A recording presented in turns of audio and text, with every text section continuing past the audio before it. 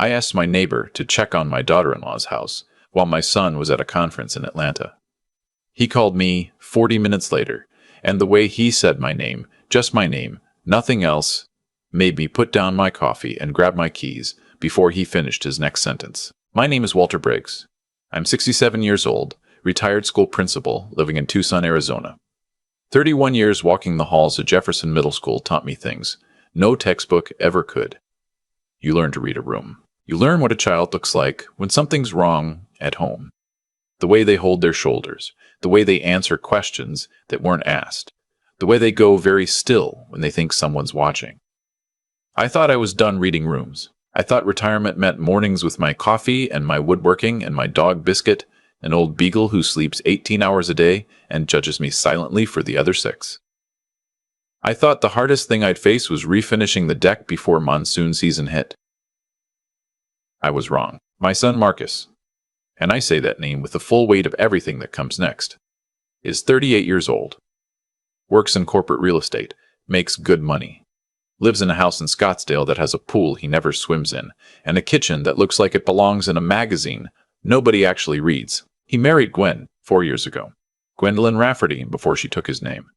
She's 33, beautiful in that deliberate way, where everything is curated, the hair, the nails, the carefully chosen outfits that say effortlessly put together, while screaming that enormous effort was involved. She calls herself a lifestyle consultant, which as far as I can tell means she advises wealthy women on how to spend money they already knew how to spend. Marcus was different before Gwen. Not perfect. No one's child is perfect, but present. He called on Sundays. He drove up to Tucson for my birthday, 2 years running after his mother passed. He helped me move furniture when my knee gave out. He was, in the language of fathers everywhere, a good son. That changed gradually. Then, all at once, the way things do. The Sunday calls became every other week, then monthly, then holidays only. The visits stopped entirely about 2 years ago. There was always a reason. Work was crazy. Gwen had something planned. The drive was long. You understand, Dad, right? I understood more than he knew. 6 months ago, something happened that I didn't expect. My son called me on a Tuesday, not a Sunday, not a holiday, a random Tuesday, and his voice was different, tight, careful. Dad, I need a favor. I told him to go ahead. I've got the conference in Atlanta. 3 weeks. Gwen's coming with me for part of it, but she's flying back after the first week. The house will be empty for a while, and I've got a situation. He paused. The sprinkler system is acting up. The landscaping company flagged it, and I need someone to keep an eye on things, check on the plants, make sure the pool equipment doesn't go haywire, that kind of thing. Would you ask someone, a neighbor of yours, someone reliable, to stop by every few days? I didn't point out that he could hire a property manager. I didn't mention that asking his retired father in Tucson to coordinate house watching for a Scottsdale property was a strange request. When your child asks for help, you help. Even when something about the request sits wrong in your chest like a swallowed stone. I'll take care of it, I said. Great. Relief in his voice. Too much relief for what he was asking. Just the outside stuff. Don't worry about going inside. The neighbors on the left have a code for emergencies, but really it shouldn't come to that. I want you to notice something about what he said. Don't worry about going inside. I noticed it. I filed it. I didn't say anything. I called my old friend Hank Orozco. We went to college together. He lives 20 minutes from Marcus's place in Scottsdale. Retired electrician. Steady as a table. Hank's the kind of man who shows up. If you ask him to check on something, he checks on it. I explained the situation, gave him the address, and he said he'd swing by every other day or so. Said it was no trouble. You want me to go inside at all? Hank asked. Marcus said to focus on the outside, but use your judgment. Hank has good judgment. That mattered. 13 days into the arrangement, on a Thursday morning, my phone rang. Hank. I was in the garage with Biscuit, sanding the legs of an old rocking chair I'd found at an estate sale. Good wood under the old paint. You just have to be patient with it. Walt. Just my name. The way I described it at the beginning. Just my name, nothing else. What happened? I'm at Marcus's house. I went around back to check the drip lines on the desert rose beds and I heard something. He stopped. Hank. There's a child in that house, Walt. I'm standing at the back door right now and I can hear her plain as day. She's talking to herself, I think. Or singing, maybe. It's a little girl. I set down the sandpaper. Are you sure? I've got 4 grandkids. I know what a little girl sounds like. My son had told me the house would be empty. I asked Hank to stay put, not to go in yet, and I got in my truck. The drive from Tucson to Scottsdale is about an hour and 45 minutes on a good day. I made it in under an hour and a half. I don't recommend the math on that. On the way, I went through everything I knew. Marcus didn't have children. He and Gwen had been married 4 years, and there'd never been so much as a mention of kids. Gwen had made a comment once, at Christmas 2 years ago, that children weren't part of her personal brand journey, and Marcus had smiled along with it like a man who'd learned not to have opinions that cost him comfort. So who was in that house? I pulled onto Marcus's street with my heart doing things heart shouldn't do at 67. Hank was waiting in the driveway, arms crossed, face doing something complicated. She's still in there, he said. I knocked, and she went quiet. I don't think she's scared exactly, but she didn't answer. Did you try talking to her? Through the door. Said, hello. Said I was a friend of the family. She said she wasn't supposed to open the door for strangers. He looked at me. Somebody taught her that, which means somebody was doing some parenting at some point. I had the emergency code from the neighbors. Marcus had mentioned it. I got it from the couple next door, a kind woman named Sandra who gave me the code without asking why, and then watched me from her porch, with the quiet attention of someone who'd suspected something for a while. The code worked. I let myself in through the side garage entry. The house was cool and dim, the curtains drawn against the Arizona sun. It smelled like a house where people had stopped living fully, not dirty, just still. Like a model home, everything in its place, nothing touched. On the kitchen counter, there were 2 empty soup cans, the pull-tab kind, and a half-empty sleeve of crackers. Hello, I called. Gentle. The way you call to something small that startles easily. Silence. My name is Walter. I'm Marcus's dad. I'm not going to hurt you. I just want to make sure you're okay. More silence. Then, from the hallway, a sound. A small shuffling. She appeared in the doorway of what I later learned was the home office, a room Marcus had apparently told her was hers. She was 7 years old, small for her age, brown hair in a braid that had come half undone, wearing a purple t-shirt with a cartoon cat on it, and shorts that had a grass stain on one knee. She had Marcus's eyes. I knew at the moment I saw her. The specific shape of them, the way they sat in her face. I'd looked at those eyes for 38 years across a breakfast table. Are you really his dad? She asked. I really am. She looked at me for a long moment. Then, he said you lived far away and were too busy to visit. Too busy to visit. My son had told his daughter, that I was too busy to visit. I kept my face very still. 31 years of school administration will teach you that. I'm not too busy, I said. What's your name, sweetheart? Penny. How old are you, Penny? 7. I'll be 8 in November. Are you here by yourself? She nodded once, like it was a fact she'd made peace with. Daddy said I had to stay inside. He said it wasn't for very long. He said 2 weeks, but... She stopped. Counted something silently. It's been more than 2 weeks. More than 2 weeks. I asked her if she was hungry. She said she was okay, but the way she said it was the way kids say it when they don't want to be a burden. I had heard that particular kind of okay 10,000 times in 30 years of working with children. I went to the kitchen and found the pantry stocked in a specific, deliberate way. Canned goods she could open herself, crackers, peanut butter, juice boxes. Someone had thought about this. Someone had planned for a child to be alone in this house for an extended period, and had made calculated, cold provisions for her survival. That's the moment the stone in my chest became something else. became ice. I sat with Penny at the kitchen table. Hank stood in the doorway, quiet as a post. Penny was guarded at first, the way a child is when she's learned that adults disappear. But she had things she wanted to say. You could see it in her. The pressure of 2 weeks alone with only her own voice for company. Her name was Penny Okafor Briggs. Her mother was a Daisy Okafor, a woman I'd never heard Marcus mention once. A Daisy had died 14 months ago. An aneurysm, sudden and catastrophic. There was no warning. She was 31 years old.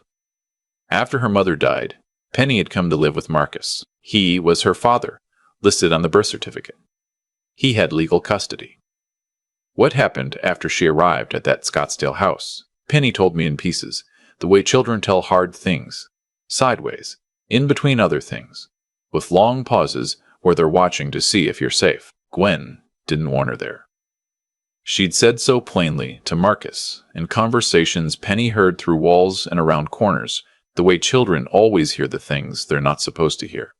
I didn't sign up for this. This isn't what we planned. She can't be here, Marcus. I mean it. And Marcus had tried. I believe that. I believe he tried, because the alternative, that he never tried at all, is a thing I am not capable of sitting with completely, even now. But whatever trying he did, it wasn't enough. It wasn't close to enough. Because when the Atlanta conference came up and Gwen said she was going, and the question of Penny arose, the answer Marcus arrived at was to leave his 7-year-old daughter alone in a house in Scottsdale, Arizona for 2 weeks, with canned soup and crackers and instructions not to open the door. I called 911 from Marcus's kitchen while Penny sat at the table eating a bowl of cereal I'd found in the cabinet. I kept my voice low. I gave the address. I explained what I'd found. The dispatcher asked if the child was injured. I said not physically. Then I said it again because the first time the words came out wrong. Too quiet, too careful, and the situation deserved more than that. The police arrived within 10 minutes. 2 officers, calm and professional. A child welfare worker named Donna from the Arizona Department of Child Safety arrived about 20 minutes after. I recognized the protocols immediately. The careful observation, the way Donna angled her body toward Penny. Non-threatening, unhurried. The way she asked questions like she was just curious, not gathering evidence, even though she absolutely was gathering evidence. I'd sat in enough rooms watching those interviews over 31 years. I knew what she was doing, and I was grateful she was good at it. Hank took Biscuit's empty leash from my truck and sat with Penny while I gave my statement. He told her about his grandkids. She asked about dogs. He pulled up photos on his phone. That's Hank. He does what needs to be done. Donna spoke to me privately while Penny was occupied. You're the paternal grandfather? Yes. I had no knowledge of this child's existence until 14 months ago, and no knowledge she was living here until today. Something about saying that out loud officially to someone with a clipboard and a case number made it real in a different way. The father is in Atlanta for a conference. He knew I'd asked a friend to check on the property. He told me the house would be empty. I paused. He used that word, empty. Donna wrote something down. They took Penny to the hospital. Mildly dehydrated, slightly underweight. No signs of physical abuse, the doctor said, but clear signs of neglect and emotional stress. She'd been eating enough to survive. Not enough to thrive. There's a distance between those two things that stretches forever. I followed the ambulance to the hospital and sat in the waiting room for 3 hours. At some point, Hank brought me coffee from the vending machine. It tasted like hot cardboard, and I drank every drop. At hour 2, my phone rang. It was Marcus. Dad! His voice was the same tight, careful thing from 6 months ago, except now the careful had cracked down the middle. What did you do? What did I do? I said. It wasn't a question. Penny was fine. I had everything arranged. I had food there. She knew the rules. She was perfectly... Your 7-year-old daughter has been alone in that house for 16 days, Marcus. 16. She's at the hospital right now, because she's dehydrated and underweight, and she's been eating crackers and soup by herself for over 2 weeks. Silence. She could have had an accident. She could have gotten sick. She could have. I stopped, because if I kept going, I was going to say the thing that ends sentences, the thing you can't take back, and the nurse at the desk was watching me. And I am still at 67, a man who was once responsible for how children learn to handle themselves, and I will not fall apart in a hospital corridor. Not yet. I was going to come straight back, Marcus said. As soon as the conference ended. Gwen is already back. She flew back a week ago. Where is she, Marcus? She's been home for a week. Where's Penny's stepmother? Another silence. Longer. It's complicated, Dad. It's not complicated. There is a child. She is your child. And she has been alone. I hung up. I almost never hang up on people. I hung up on my son. I went back into the hospital and sat with Penny until she fell asleep. She had a room to herself, a real bed, an IV drip for the dehydration. One of the nurses had found a stuffed armadillo in the pediatric unit's toy supply, a small gray stuffed animal with a round shell and a gentle expression. And Penny had it tucked under her arm. She'd named it Gerald in approximately 4 minutes. In the chair beside her bed, in a hospital in Scottsdale, Arizona, I made a decision.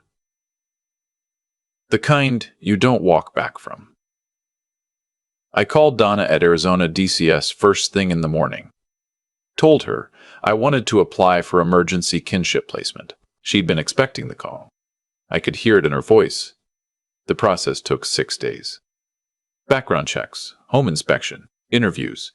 I drove back to Tucson, got my house in order, submitted the paperwork. My house had 3 bedrooms, 1 mine, one that had been a guest room since my wife passed, and one I'd been using as a storage space for furniture projects. I cleared the furniture out and put up a folding cot, and then realized that was not a suitable bed for a 7-year-old girl who deserved better, and drove to Target at 7 in the morning and bought an actual bed frame and a mattress and sheets with small yellow suns on them because that was what was on the shelf, and it seemed like something a child might like.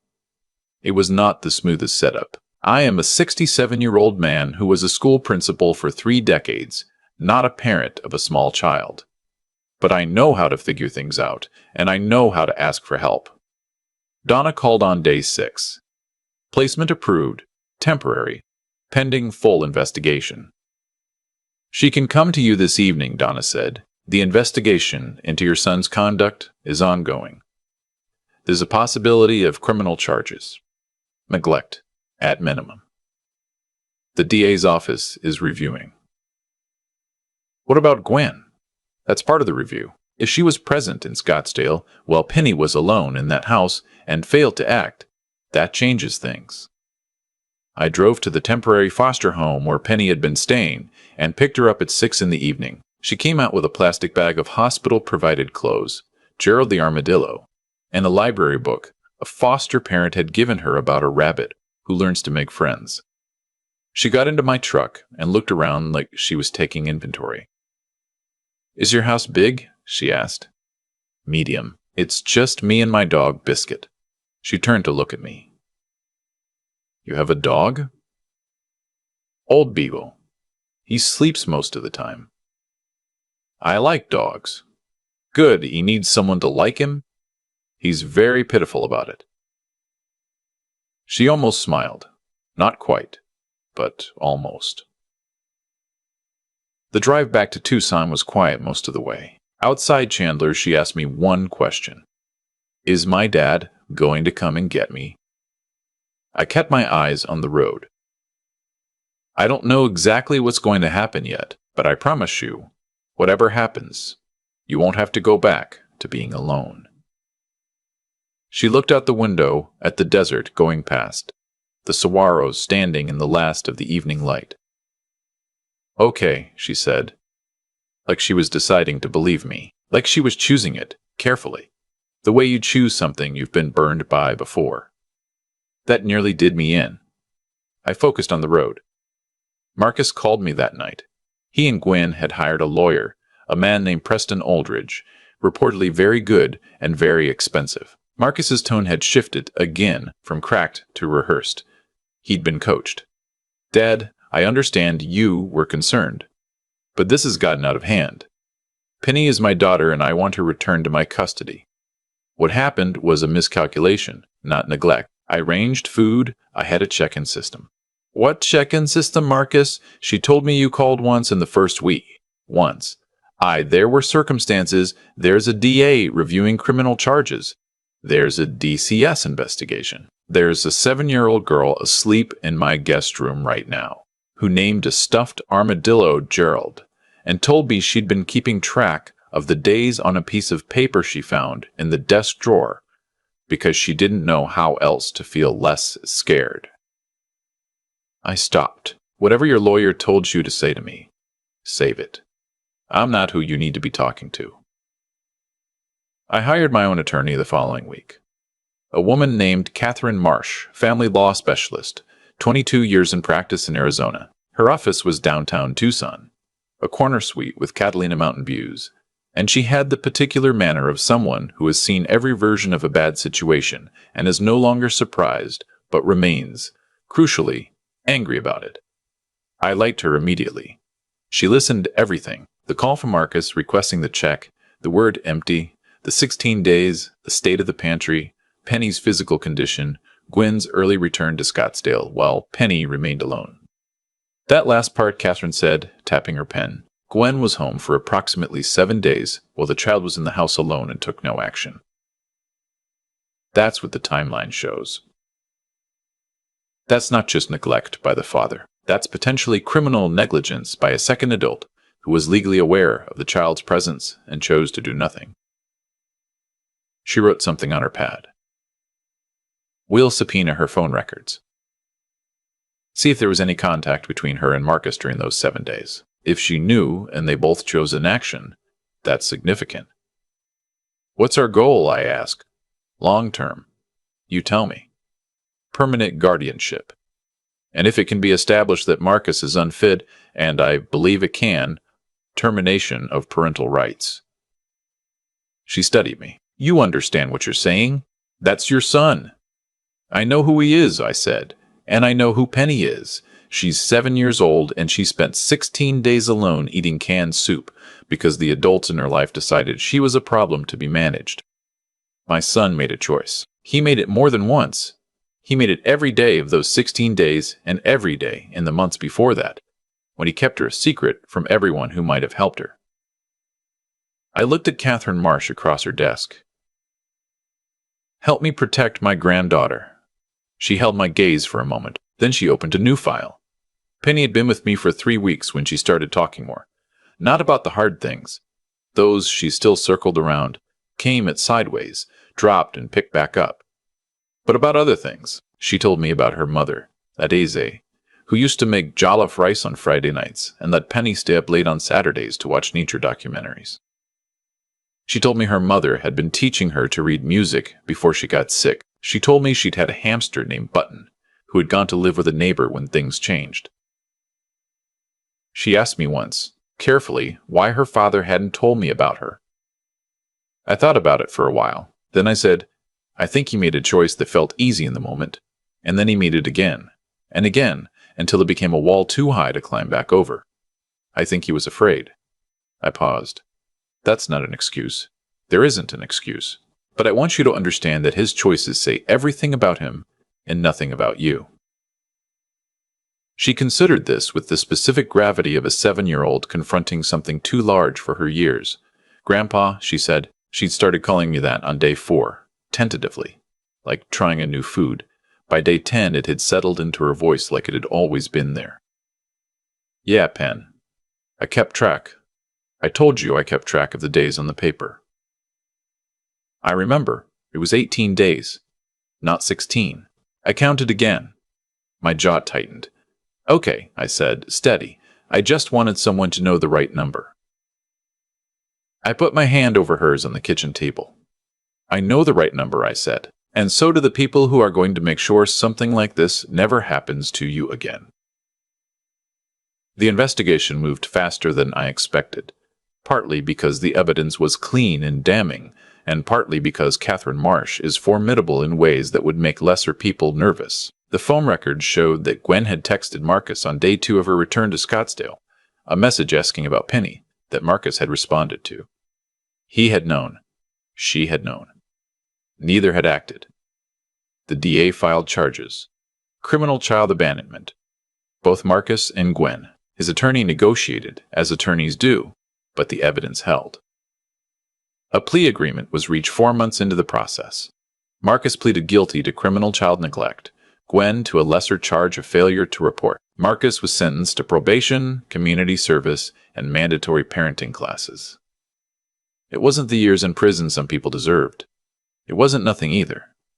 More importantly, his attorney withdrew the custody petition once the criminal plea was entered. You cannot simultaneously plead guilty to neglecting your child and argue you should have her back.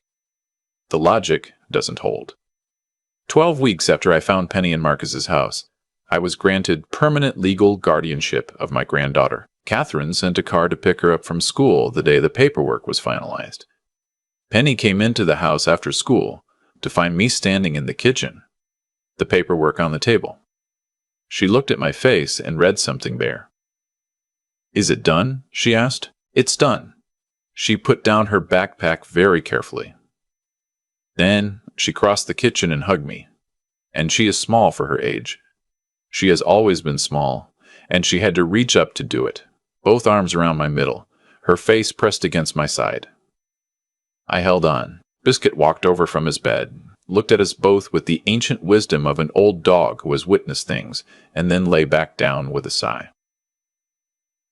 It's been 7 months now. Penny started 2nd grade at Jefferson Elementary, which is not the same Jefferson as my old school, just a coincidence, though she finds it very funny and mentions it often. She's in a reading group and a Saturday art class at the community center. She has a friend named Darla, who lives 3 streets over and has a trampoline, which is apparently a significant social asset at age 7. She still has Gerald the armadillo. He lives on her windowsill.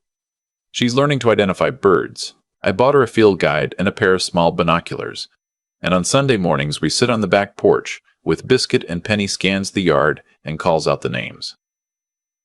Cactus wren. Curve-billed thrasher. Curve-billed thrasher. She is serious about the identification. She writes them in a little notebook. I haven't spoken to my son. Not because I've closed that door forever.